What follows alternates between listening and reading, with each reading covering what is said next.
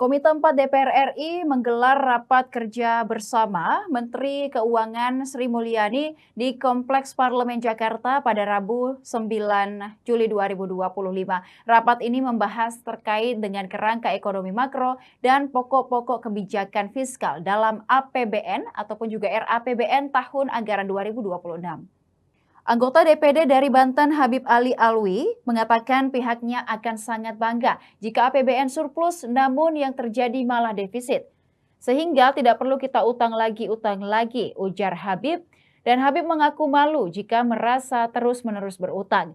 Malu kayaknya hidup yang paling sial itu yang penuh dengan utang apalagi sebagai sebuah negara ibunya. Menanggapi hal tersebut, Sri Mulyani menjelaskan bahwa pihaknya sudah berupaya untuk menjaga keseimbangan APBN. Surplus atau defisit itu merupakan instrumen desain dari bagaimana kita mengelola ekonomi dari masyarakat.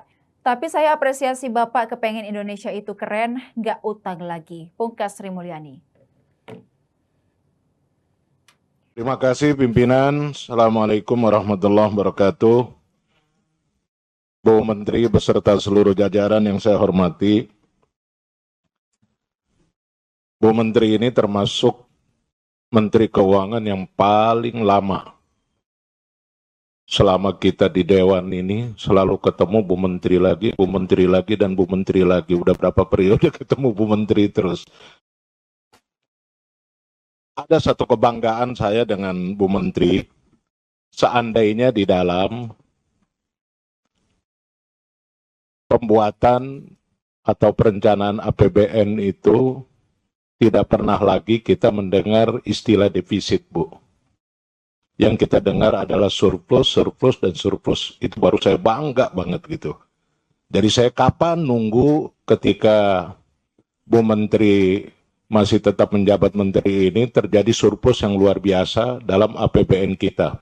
Baru dengar kemarin laporan bulan April aja. Bulan April ada surplus sekian gitu. Tahu-tahu bulan Mei udah berubah jadi defisit. Ya, defisitnya malah lebih tinggi lagi. Jadi saya hanya ingin mendapatkan kebanggaan saja. Yang kebanggaan yang pertama itu saya kepengen APBN kita setiap waktu, setiap saat itu, dari tahun ke tahun itu surplus dan bahkan kita bisa punya saldo yang banyak sehingga tidak perlu lagi kita utang lagi itu. Malu kayaknya. Hidup yang paling sial itu adalah hidup yang penuh dengan utang, apalagi sebagai sebuah negara. Itu yang pertama. Yang kedua, saya juga ingin kebanggaan dan penjelasan dari Ibu.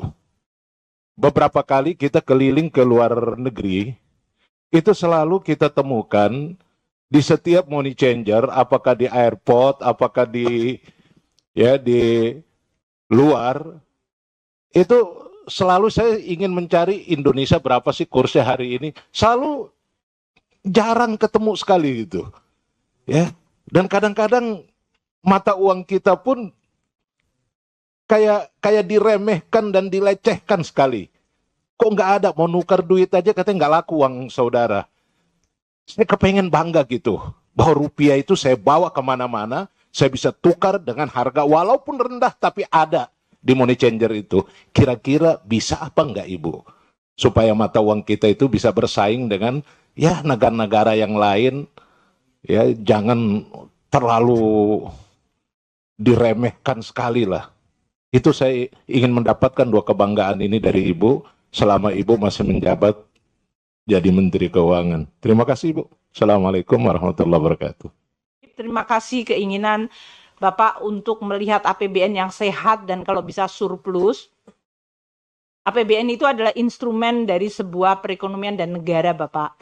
Jadi tentu kalau surplus adalah fungsi dari penerimaan negara yang banyak dibandingkan belanja negara.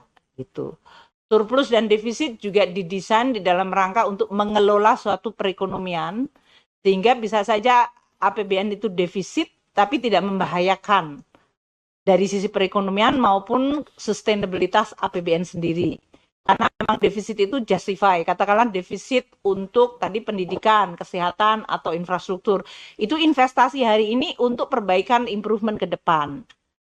Idealnya memang maunya surplus terus. Tapi kalau kita mengharapkan APBN surplus, penerimaan negara, entah dari pajak, bea cukai, PNBP, perlu untuk terus ditingkatkan. Nah, kami tentu akan berusaha melalui reform penerimaan negara. Ini hari ini, tadi saya sampaikan Pak Anggito, sekarang sudah hadir Wakil Menteri Pak Anggito, yang memang dedicated untuk melihat penerimaan negara Pak Habib. Tadi karena keinginan pajak, tentu kami juga terus menjaga keseimbangan Pak.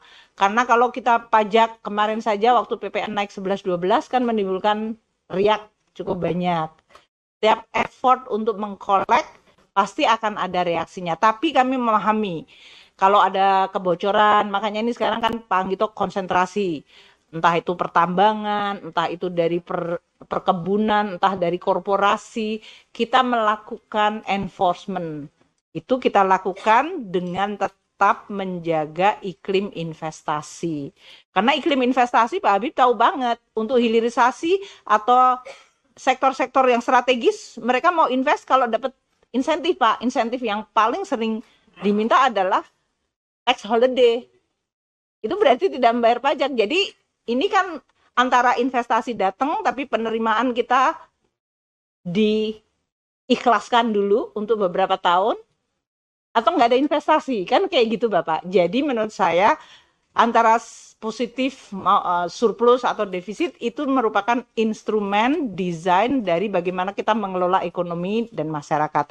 Tapi saya apresiasi Bapak kepengen Indonesia tuh keren, jadi kita nggak utang lagi gitu kan maunya. Walaupun di dunia ini termasuk Brunei pun yang sangat kaya ada defisitnya Pak gitu.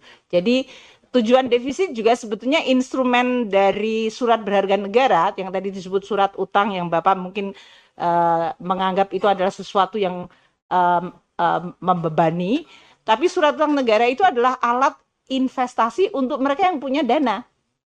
Mereka membutuhkan alat investasi yang aman, Pak. Makanya SBN kita itu adalah untuk menjaga kedalaman sektor keuangan kita. Yang mengenai rupiah, ya kami akan Demikian Tribun Timur Hot News kali ini. Saksikan berita menarik lainnya hanya di kanal YouTube dan Facebook Tribun Timur. Download Tribun X sekarang. Menghadirkan lokal menjadi Indonesia.